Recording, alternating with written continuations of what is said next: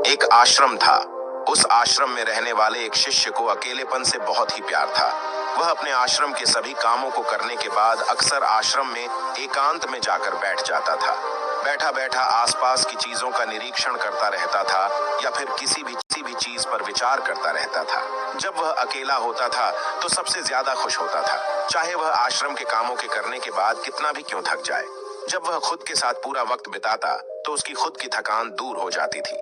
जब भी उसके मन में किसी बात को लेकर उलझन होती थी तो वह एकांत में जाकर बैठ जाता था और ध्यान से उस समस्या पर विचार करता था, और कुछ समय बाद उसका दिमाग शांत और स्पष्ट हो जाता था। उसका यूं अकेले अकेले रहना आश्रम के सभी बच्चों को अच्छा नहीं लगता था, क्योंकि आश्रम के सभी बच्चों को जब भी मौका मिलता था तो वे साथ में खेलते और मौज मस्ती करते थे। लेकिन वह लड़का एकांत की तरफ हमेशा भागता रहता था। इसके केवल एक दो ही गिने चुने मित्र थे, जिससे आश्रम के दूसरे बच्चे इसका मजाक बनाते थे, इसे तरह तरह की नामों से पुकारते थे। इसे वे लोग घमंडी और सनकी भी बोलते थे।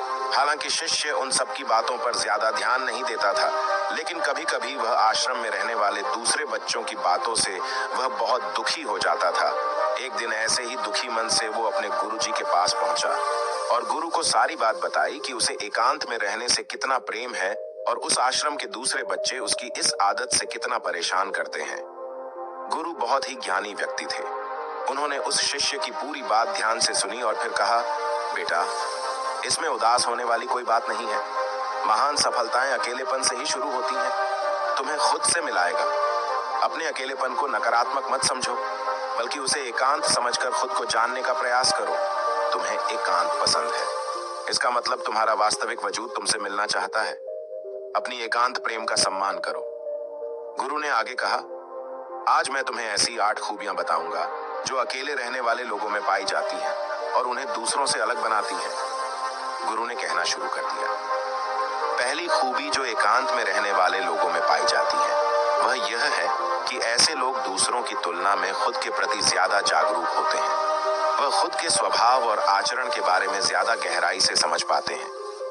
एकांत में रहने वाले लोग खुद की कमजोरियों और ताकत के बारे में जान पाते हैं, जिससे कि वह दूसरे लोगों की तुलना में किसी भी परिस्थिति का सामना ज्यादा अच्छे से कर सकते हैं। एकांत में रहने वाले लोगों की दूसरी खूबी है उनका व्यक्तित्व सबसे अलग, सबसे हटकर होता है। ऐसे लोग जो ज्यादातर दूसरे लोगों के साथ रहते हैं, अकेले रह ही नहीं पाते। उनके अंदर दूसरों की आदतें, दूसरों के विचार आने लगती हैं, जिससे कि उनके व्यक्तित्व में वह अनूठापन और निरालापन नहीं आ पाता है। उनका व्यक्तित्व कई सारे लोगों का मिश्रण होता है। एकांत में रहने वाले लोग जो खुद के साथ समय बिताते हैं वह दूसरों की बातों से इतना प्रभावित नहीं होते। उनको अपने जीवन जीने के खुद के बनाए नियम होते हैं। ये किसी से भी आसानी से प्रभावित नहीं होते। ऐसे लोगों की शख्सियत सबसे हटकर सबसे अलग होती है, इसलिए इनके व्यवहार में एक अलग ही निरालापन होता है। अकेले रहने वाले लोगों की तीसरी खूबी है कि यह सकारात्मक होते हैं। देखो, जब बहुत से लोग साथ में होते हैं तो वह एक दूसरे से तुलना करना, ईर्ष्या करना, घमंड, लालच जैसे विचार अपने आप ही आने लगती हैं और इंसान इन विचारों की बस में आकर उल्टे सीधे काम करने लगता है।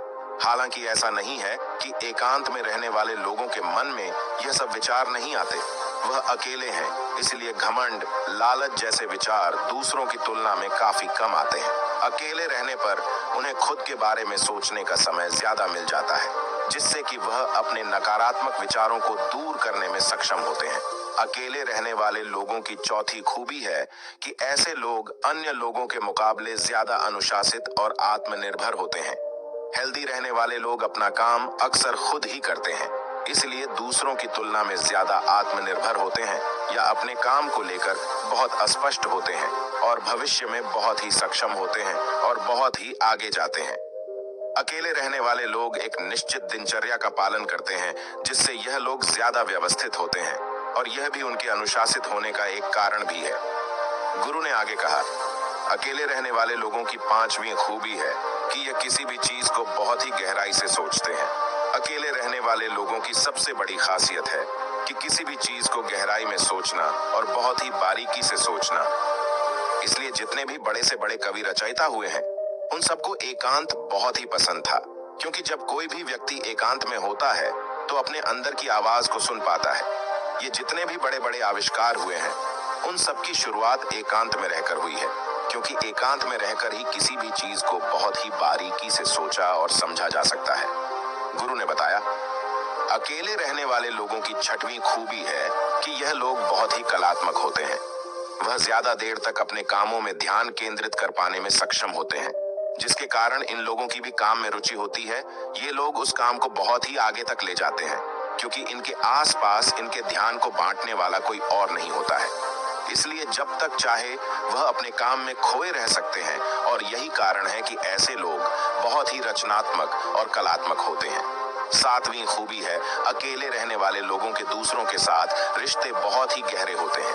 हालांकि अकेले रहने वाले लोग ज्यादा लोगों से अपना संबंध नहीं बनाते, लेकिन ये जितने भी लोगों से अपना संबंध बनाते हैं, उनके साथ संबंध सच्चे दिल से बनाते हैं। ऐसे लोगों के दोस्त बहुत ही कम होते हैं, लेकिन जितने भी दोस्त होते हैं, वे उनके साथ पूरी ईमानदारी के साथ रहना पसंद करते हैं। लोग कहते हैं कि अकेले रहने वाले लोग कम बात करते हैं, लेकिन उनसे पूछिए जिनसे ये लोग दिल से जुड़े होते हैं।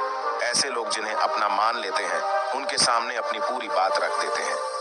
गुरु ने आठवीं खूबी बताई, अकेले रहने वाले लोग मानसिक तौर पर और भावनात्मक तौर पर बहुत ही मजबूत होते हैं, क्योंकि उन्हें पता होता है कि आज उनके ऊपर कोई समस्या है तो उन्हें अकेले ही समस्याओं का निवारण करना है। ऐसा बार बार करने से उनके अंदर खुद के प्रति आत्मविश्वास और आत्मसम्मान के बढ़ने से मानसिक और भावनात्मक तौर पर बहुत ही मजबूत हो जाते हैं। इतना कहकर वह गुरु शांत हो गए। गुरु के मुख से ऐसी बात को सुनकर शिष्य के मन में अपने एकांत में रहने की आदत को लेकर कोई मलाल, कोई संशय नहीं रह गया, बल्कि उसे अपनी इस आदत पर गर्व महसूस हो रहा था।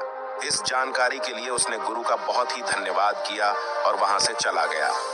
दोस्तों, इस वीडियो में बने रहने के लिए आपका सच्चे दिल से बहुत बहुत आभार।